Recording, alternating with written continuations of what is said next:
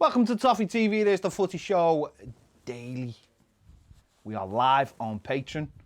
If you're watching this and it's not live, then you should come and join us on Patreon. The link is in the description. Why not? It costs you the price of the pint you can't have. So you might as well. Just one of them. You might as well for the month just come and join us because it's well worth. Baz, what's going on? What's going on in the world of footy today? Clubs are back at training grounds. I know a couple of them, or a few of them went back yesterday, but most of them have gone back in today, including our own. Obviously, we're getting more information. We were talking about it yesterday of the 6 positive tests that were returned in the Premier League. We now know one of them is Mariappa at Watford, the player. Watford have also had a couple of coaching staff who've tested positive. Ian Wone, Burnley assistant manager, tested positive, so that's 4 of the 6. And Mariappa's he was quite happy about it. He was like, you know, if I wouldn't have had this test, I wouldn't have known. And I'd have carried on doing things. And he was like, he said he feels fine, no symptoms, feels fine, but obviously he's had the positive test now, so he'll go away and we'll self-isolate for 7 days. And then we'll be tested. I think he can return. Then next week he can be tested again to see whether or not. Because for all we know, that virus could be dying off in his body, and it's just traces of it. Because I know that that's how Dybala, you know, remember they'd reported Dybala had 4 positive tests in 6 weeks. It was because that's how long it took for the virus to disappear in his body. So, I mean, that's obviously there's the big news over the last couple of days has been Troy Deeney and how vocal he's been, and this is obviously a Bayern footballer as well, Mariappa, but he's gone into training and had that test where we know that Deeney has got his own reasons for not wanting to go in. But kind of on the back of that, we've got Jamie Carragher who's been quite vocal. On the one hand, praising the results, saying it's a good result for the Premier League, and I think it is. It's much less than, I think it's a lot less than what Germany first tested when they were looking at phase 1. But Carragher goes on to say he doesn't really get that the likes of Troy Deeney doesn't want to go to the training ground because he believes that the training grounds and football stadium are the safest places to be at the moment. Pathetic comment. Absolutely pathetic comment. He's got no right to tell people what they should. That's just his opinion, isn't it? No, but it's an opinion based on absolutely nothing.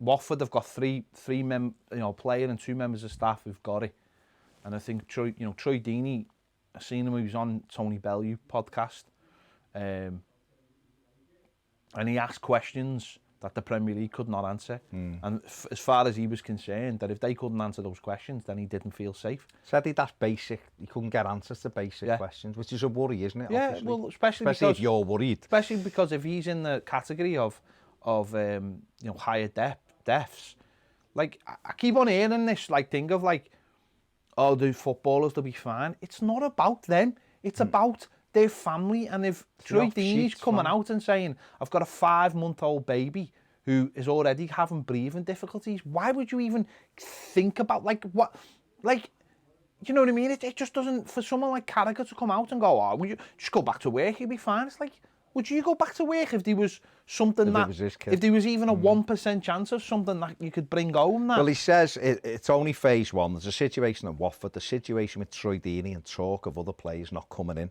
I'm not sure I get that. The safest place to be at the moment is the football training grounds or stadiums. Players and staff who've tested positive have done it from outside. They've been tested now and have to self-isolate.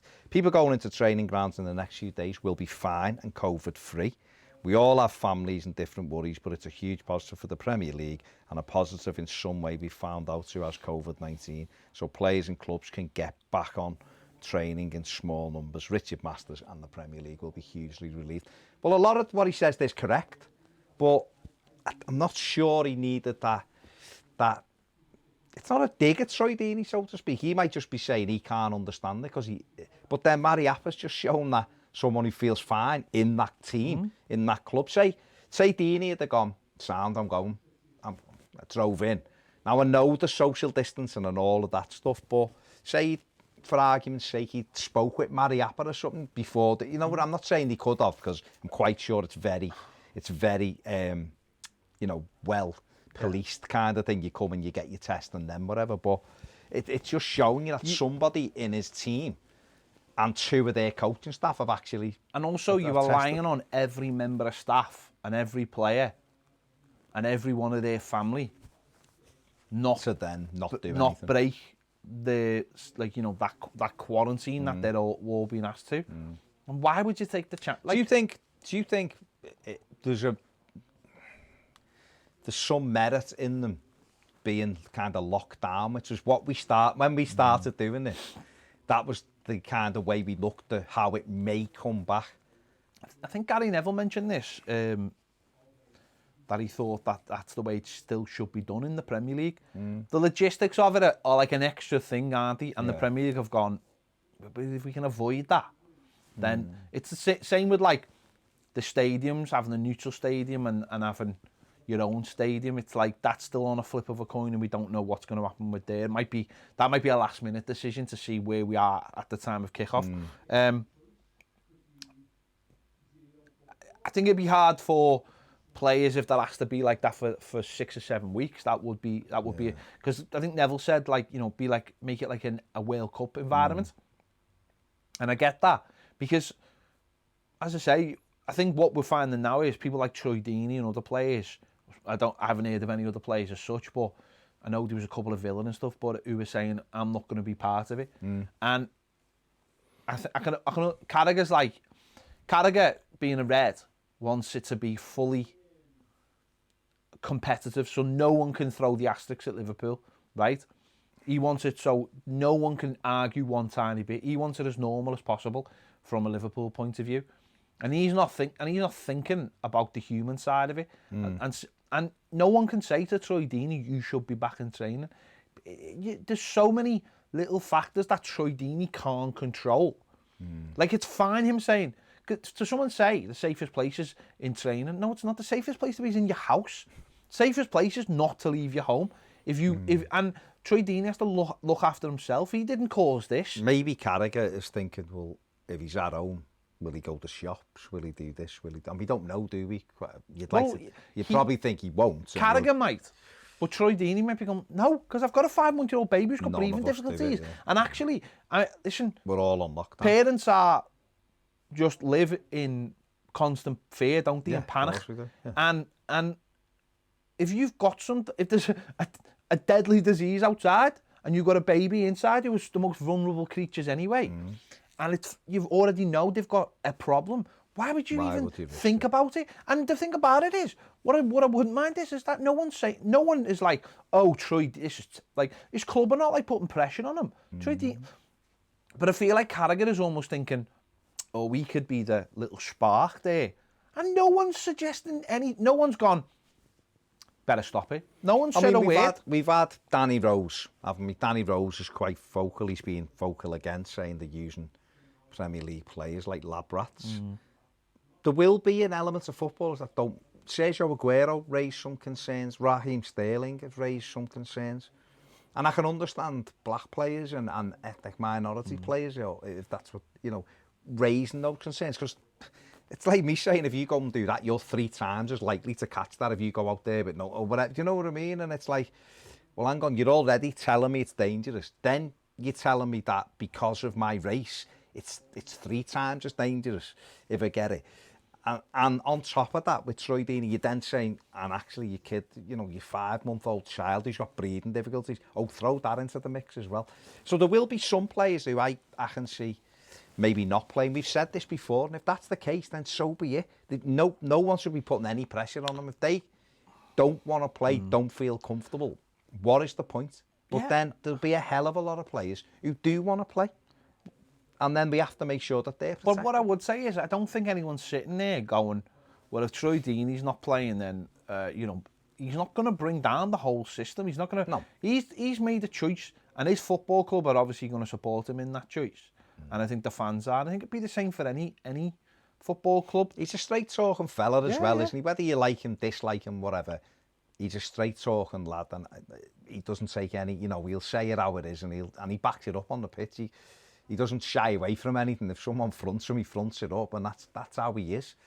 And so he's got genuine concern, and he's not doing that thing where we pretend we're worried about everyone else. Yeah. He's actually saying, this is direct to me. This my child, so no thank you, and we need to leave it there. I mean, you're going from him to Serge Aurier, who's broke lockdown for the 3rd time to get his hair cut. See, and that's the thing though, isn't it? That's going back to Troy Deeney. That's the thing. If one of Troy Deeney's teammates just, listen, I know every day they'll be in training, and I know every day it'll be regimented. Do not do this, do not do that, do not leave. We've already had instances with like Moise Keane for us where the club have come out and done, obviously spoke to the Athletic and said they didn't fully understand the lockdown rules. But who's to say? Listen, I've just come to work today, to the studio, and I'm seeing a queue, right? There's an ice cream van and a queue for the ice cream van, right? The world is starting to, or certainly what I see coming in here every day is people are just starting to becoming a bit relaxed about the whole thing, right? So if footballers suddenly start hearing all these mixed messages and go, do you know what, I might just fancy an ice cream. I might just get I might just go to, you know what? Leighton Baines, the barbers have said they'll open up for me. Well, Serge Aurier, quite clearly. There you go. The barbers said they'll open up for me. I'm not looking like a scruff. The barbers will open up. I'll just go in. It's fine. It'll be fine. He hasn't been anywhere. And then suddenly, I guarantee it'll happen. A German manager last week left the hotel to go and buy toothpaste. No. Right? It will happen. It will happen. I guarantee it will happen. And if it happens at Watford, and then suddenly that player, for whatever reason, I don't know, Troy Deeney's playing and in training something, whatever. There's no way you can control that situation. Of course you can't control him. And that's what's happened. Aurier's had to apologise twice. Not only did he get his hair cut, he then tagged the person cutting his hair. And, I mean, there he is. So, Spurs are going to fine him, and rightly so, because he's an absolute... That's just nonsense, isn't it? Chris Wilder said that Sheffield United have had to adopt a military precision exercise to get their players back in training. And I guess every club will be doing this because they've had to do it. But you're right, and things will move, things will change as we move forward, won't they? Because I'm guessing at the next Cobra meeting or whatever it is, when they come out and give us the measures, more things will be relaxed. I mean, I've drove in today and 2 pubs were open. Yeah, I seen a pub open. So there was a lad outside holding a pint, and his mate was taking a picture of him holding the pint. I seen a pub, yeah. Right? But on both sides they're open. There was 3 people sat outside the other one, socially distancing, because now apparently pubs can open if they social distance. Who said that? I don't know, but apparently that's what it is. Then pubs wouldn't be open if they couldn't, because they've been shut all the way through. Nobody would. Well, I didn't hear they could be open. Well, apparently there's a headline today saying click on now for new lockdown measures. I've not seen it, but apparently they're there. So you're right, people are starting to do things and will do things as we try to get a little bit of normality. But then footballers are human beings as well, so they will, you're right, a couple of them will just go, you know what, I'll just start the shop. Yeah. And then you can't, it is what it is, and like I say, everyone can't control that, and there might be players at our club who don't want to play, and if they are, then I won't have any issue with it. It might be frustrating, it might be...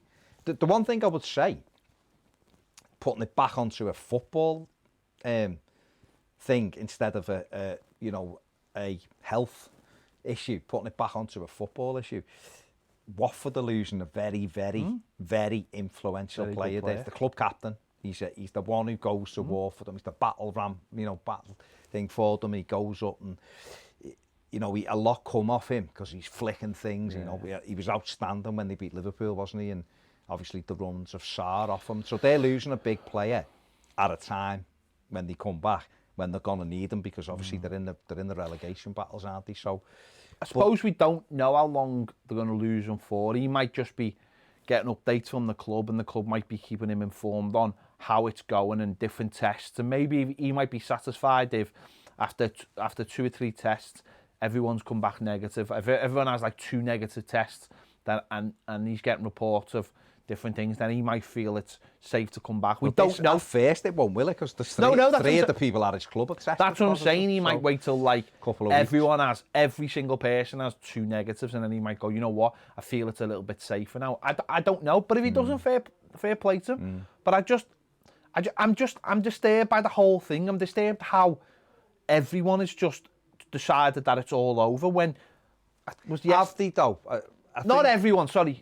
A lot of people. Some people. I find it disgusting actually that I think on yesterday's things over 500 people had died, and yet some people. How on earth? Some of them are added in from the weekend. I understand that, but that's still 500 people. It is. I find it disgusting. But that shows you how your mindset is, though, doesn't it? The worst we had, I think, was 12-21 I read the other day in a day, which is horrific. And it shows you how your mindset is when you're going, oh, it was only 510 today. And you're like... It's the narrative. And if pubs... And the mad thing is, I just couldn't believe it when I'd seen an ice cream man. I just really couldn't. I just couldn't believe there was a queue. Then that's a fella who, if he's got his gloves on and his mask, has got to make a living, mate, hasn't it? He might have to, don't not having that. I'm not judging people. There's a queue. No, I am judging people. I am judging people. Let's keep this a football show. But this is where it starts, though. People start getting relaxed, and then suddenly people are going for haircuts. No, I think that's disgusting. Steve Kelly says, Carragher's comments are disgusting. This is the same bloke who tweeted a few weeks back about his missus having a virus and how the family'd been affected. Oh, so his missus had it? Well, that's what he said, apparently. So what's he... why is he belittling it then? She might have only had it mildly. Maybe. Kane, he was on Sky Sports, that's where he said it. And Steve Kelly says, question is, lads, can footballers be trusted to do the right thing with lockdown rules?